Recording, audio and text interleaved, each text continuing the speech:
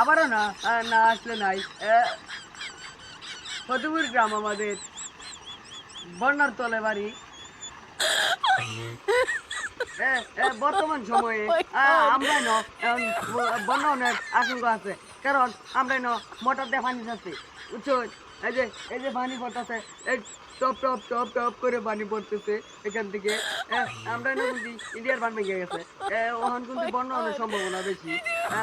বিশেষ করে একটা কথা, এই যে আমাদের বাথরুমটা দেখতে পাচ্ছেন, এই বাথরুমও কিন্তু আমি ঠিক মতো হাঁটতে পারি না, কারণ এই বাথরুমে দরজা নাই, দরজা নাই।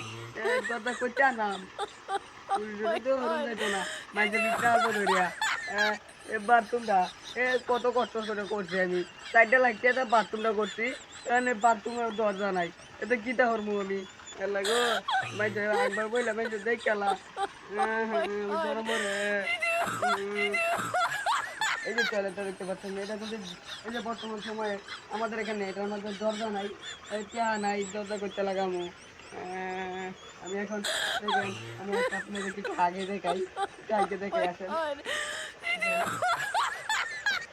এই যে এখানে কিন্তু এভাবে আঁকবাম, এভাবে আঁকবাম, একটু দেন।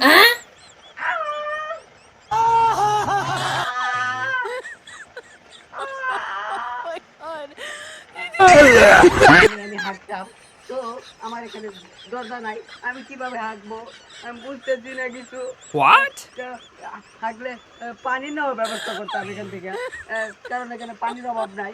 আর বিশেষ করে একটা কথা না বললেই নাই, এই যে আমার মাথায় যে কাটিংটা দেখতে পাচ্ছেন আপনারা, এই কাটিংটা কিন্তু আমি 1 টাকা 2 টাকাতে দিয়েই নাই। এই যে দেখেন এখানে একটা রেক দিয়েছি, 1.5 লাখ টাকা দিয়ে এই কাটিংটা দিছি। এরকম কাটিং সবাই দিতে পারে না, বুঝছেন? তারপরে কাটিংটা দিয়েছি, এটা অন্য কোনো জায়গায় না, আমাদের এই ফুলপুরের ব্রিজের নিচে। ও ব্রিজের নিচে বলে এই যে কি জানি ক, এই যে 2 তলা বাচ্চার 2 তলার মধ্যে দিছি। অনেক সুন্দর কাটিং দিছে আমার। এই যে দেখেন, এই যে র্যাকটা দিছি, এই র্যাকটা কিন্তু 1.5 লাখ টাকা দিছি আমি, বুঝছেন?